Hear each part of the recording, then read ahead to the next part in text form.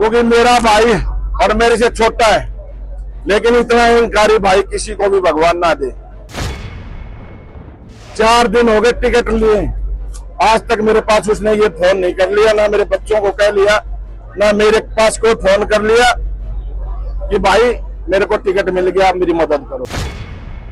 जो अपने आप को बड़े नेता बताते हैं और अपनी सीट भी नहीं निकाल सकते, ऐसे नेताओं ने विपक्ष के साथ मिलकर अपनी सीट निकालने के चक्कर में झज्जर जिले की सारी सीटें विपक्ष को थाली में रखकर दे दी।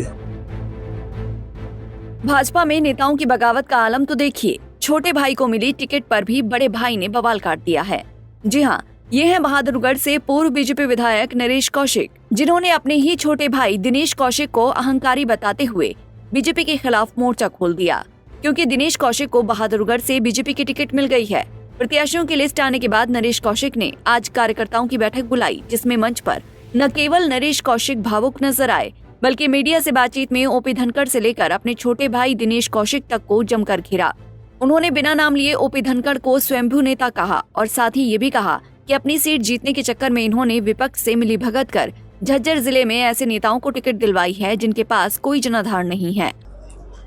देखिए, जिस तरह से बहादुरगढ़ हल्का की टिकट एक साजिश के तहत खराब की गई है और एक मेरे खिलाफ मिलकर बहुत बड़ी साजिश जिला अध्यक्ष ने और कुछ स्वयंभू नेताओं ने, जो अपने आप को बड़े नेता बताते हैं और अपनी सीट भी नहीं निकाल सकते, ऐसे नेताओं ने विपक्ष के साथ मिलकर अपनी सीट निकालने के चक्कर में झज्जर जिले की सारी सीटें विपक्ष को थाली में रखकर दे दी। मैं लगातार पार्टी के संपर्क में हूं और मैं भारतीय जनता पार्टी का सत्ता सिपाही हूं। मैं पार्टी के हित की हमेशा बात करता हूं और मेरे पास टिकट मिलने के बाद लगातार 3 दिन से कार्यकर्ताओं के फोन जा रहे थे कि भाई साहब, हम दूसरी पार्टियों में अपनी जगह देख रहे हैं और हमें हार में वोट नहीं डाल सकते। इसीलिए मैंने मजबूर होकर मैंने कार्यकर्ताओं की ये जो आज मीटिंग बुलाई थी, इसीलिए बुलाई थी क्योंकि कार्यकर्ता इस फैसले से नाराज है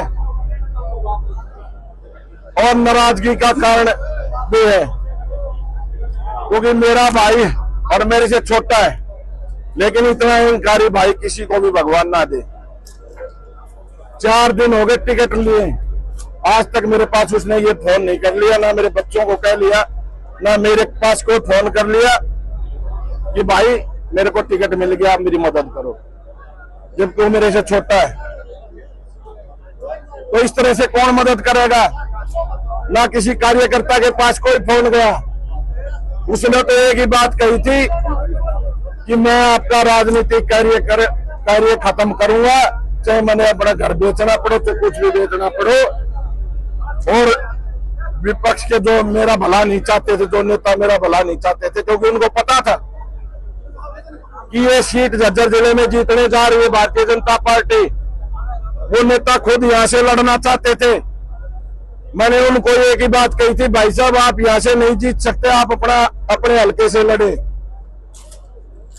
लेकिन उन्होंने इस जिद में कि आपको कहीं का नहीं छोड़ेंगे और भाई ये टिकट हार में दिला दी। एक ऐसे अहंकारी भाई को ये टिकट दे दी जो ना किसी का भाई हो सकता है, ना किसी का साथी हो सकता है, ना किसी का हिमाती हो सकता है।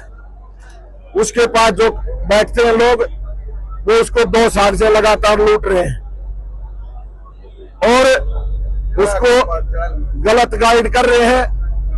और अब भी मुझे नहीं पता क्या लिया दिया क्या नहीं, लेकिन बहुत बड़ा नुकसान मेरे परिवार को पहुंचाया गया है। और मैं पार्टी से निवेदन करता हूं, लगातार पार्टी के संपर्क में भी सभी नेताओं से मेरी बात हुई है। मैंने नेताओं से एक ही बात कही, अगर आप चाहते हैं झज्जर जिले में कोई सीट निकले और बहादुरगढ़ हल्के में कमल खिले, तो आप अपना फैसला बदले, पब्लिक हित में फैसला ले। ये जनता बैठी है, ये कमल खिलाने का काम करेगी। नरेश कौशिक ने कहा कि बीजेपी ने जिसे बहादुरगढ़ से टिकट दिया है वो मेरा छोटा भाई है, लेकिन ऐसा भाई भगवान किसी को न दे। उन्होंने कहा कि दिनेश कौशिक इतना अहंकारी है कि उसने अपनी बेटी की शादी में भी अपने सगे भाई को नहीं बुलाया और आज भी टिकट मिलने के बाद भी उन्होंने फोन तक नहीं किया और न ही कोई मदद मांगी। बता दें कि नरेश कौशिक ने भाजपा हाईकमान को टिकट बदलने के लिए 2 दिन का समय तो दे दिया है, लेकिन अब ऐसे में देखना होगा कि पार्टी टिकट बदलने पर फैसला लेती है या नहीं। बहादुरगढ़ से प्रवीण धनखड़, पंजाब केसरी टीवी।